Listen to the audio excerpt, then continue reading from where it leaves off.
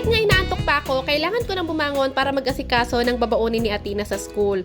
Pagkagising ko nga, dumiretso agad ako dito sa kusina para magsaing. Kanin nga pala ang babaunin ni Athena ngayon sa school. Naghugas na din pala ako ng isang itlog para isabay na dito sa sinaing at hindi na ako magdalaga pa. At nung naisalang ko na nga yung sinaing, sunod ko namang ginawa ay nagsalang naman ako ng kawali sa induction cooker. Bali, ang gagawin ko naman ay magluluto ako ng uulamin ni Athena. Nung nakapagsalang na nga ako ng kawali, tinabi ko muna yung ibang lulutuin ko at pagkatapos naglagay na ako ng olive oil sa kawali. At nang uminit na nga yung mantika, isasalang ko na tong chicken nuggets. Etong chicken nuggets pala na to, mga mami, saya ko lang ang gumawa. Napapamahal kasi kami kapag bibili pa kami sa mga supermarkets. Kaya naman naisipan ko nung nakaraan na gumawa na lang ako. Bali, chicken, potato, bawang, sibuyas, at saka tinimplahan ko lang yan ng asin, mga mamis. At dahil malalaking at matataba yung chicken nuggets na nagawa ko, 3 piraso lang yung pinrito ko. Nung naluto na nga yung chicken nuggets, mga mamis, tinanggal ko lang yung natirang mantika sa kawali at pagkatapos naglagay ako ng konting butter. Bali, ang sunod ko namang lulutuin ngayon ay yung mixed vegetable. At itong mixed vegetable naman pala, mga mamis, ay ako lang din yung gumawa. Kung dati ay bumibili pa kami sa supermarkets, ngayon naman naisipan ko bakit hindi na lang ako gumawa para na sa ganon mas makatipid at saka mas madami pa kaming magagawa. Bali, bumili nga lang ako ng carrot sa palengke. Pagkatapos, hiniwa-hiwa ko lang siya ng malilit, inilagay ko sa freezer para hindi madaling masira. Yung green peas naman, mga mamis, ay bumili ako sa supermarkets. 1 pack na siya, pang 2 linggo na, nabili ko lang siya ng 45 pesos. At pagkatapos, bumili din ako ng mais na nasa lata. Tinransfer ko lang siya sa garapon para sa ganun hindi siya madaling masira or hindi siya makontaminate. Ginisagisa ko nga lang yan, mga mamis, at pagkatapos naglagay lang ako ng garlic powder at saka ng paminta. Hindi na ako naglagay ng asin kasi yung gamit kong butter ay salted na. Pagdating talaga sa pagkain ni Athena, mga mamis, ay hindi na pwedeng mawala itong mixed vegetables dahil naging paborito niya na talaga to. Nung una nga, mga mamis, ay hindi ko talaga nilalagyan ng green peas dahil akala ko ayaw niya. Pero nagulat siya at nagtataka siya bakit daw hindi ako naglalagay ng green peas kasi gusto naman daw niya yon. Kaya naman ayun nga't napabili na ako sa supermarkets ng green peas.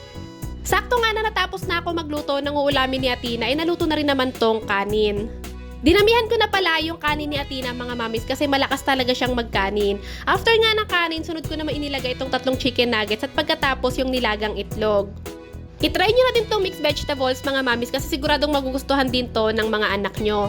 Ang gusto ko talaga sanang gawin nung una ay yung mga nauusong bento box. Kaya lang, mga mamis, hindi ko talaga kaya yon kasi nga sobrang daming pwedeng ilagay doon and hindi ko talaga kaya or hindi alam ng utak ko kung ano yung mga pwedeng ilagay doon, lalo na't malaki naman na si Athena. Kaya naman naisip ko na dito na lang talaga ako sa makatotohanan. Alay, nilagay ko nga lang din yung mixed vegetables sa ibabaw ng kanin ni Athena at pagkatapos magtutubig lang pala si Athena, mga mamis, kasi nga nagjujuice lang talaga si Athena tuwing exam nila. Nung naayos ko na nga yung baon ni Athena, inilagay ko na dito sa nabili kong lunch bag sa TikTok shop. Nabili ko lang yan ng 45 pesos, mga mamis, pero napakaganda at saka malaki-laki na din siya. Actually, lahat naman talaga ng gamit ni Athena ay nabili ko lang sa TikTok shop. Pati itong baunan niya at saka yung lagayan niya ng tubig. At nung naayos ko na nga yung babaunin ni Athena, mga miss, ay tinabi ko muna siya. Bali, ang sunod ko namang gagawin ay mag-iinit ako ng tubig para naman makapagtimpla na ako ng Milo ni Athena. Gabi pa lang talaga, mga mamis, ay nag-usap na kami ni Athena. Tinatanong ko na siya kung ano yung gusto niyang baunin at kung ano yung gusto niyang almusalin. Ang sabi niya, gusto nga lang daw niya ngayon mag-Milo at saka isang fudgy bar lang. At gaya nga ng dati, mga mami, sa tuwing titimplahan ko ng Milo or gatas si Athena, hindi na siya nagpapalagay ng asukal. Naglagay lang pala ako ng konting mainit na tubig para matunaw yung Milo powder at pagkatapos naglagay lang ako din ng tubig. At pagkatapos nga, inilagay ko lang dito sa lamesa dahil sakto naman si Athena ay gising na. Kaya ko din talaga dinamihan yung kanin ni Athena kasi nga hindi siya nag-heavy breakfast ngayon. At habang nag-aalmusal nga si Athena, mga mami, ayusin ko naman tong mga gamit niya sa bag niya. Gumawa kasi siya ng mga assignment niya kagabi at nakatulugan niya na yung pag-aayos ng gamit. Kaya naman sabi ko, hayaan niya na lang at ako na yung mag-aayos. Sakto nga lang din talaga, mga mamis, kasi kahapon ko lang din talaga nalagyan ng kulay itong mga notebook ni Athena dahil late na rin talaga nagbigay ng listahan yung teacher ni Athena. After ko nga ayusin yung mga gamit ni Athena sa bag niya, sunod ko namang ginawa, inilabas ko na tong mga ilalagay or gagamitin ko naman sa kanya kapag nakabihis na siya. Bali, si Athena ay naghahapbat na sa CR. At nung nakatapos na nga maghapat si Athena, mga mamis, nakapagbihis na siya, syempre sinusuklayan ko na siya.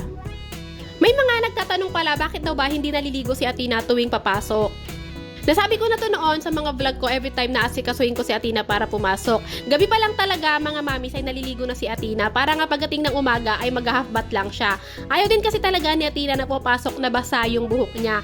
Lalo na kapag tinatalian ko siya, ayoko din talaga na basa yung buhok ni Athena. Kaya naman sa umaga bago siya pumasok nag-half bath na lang siya.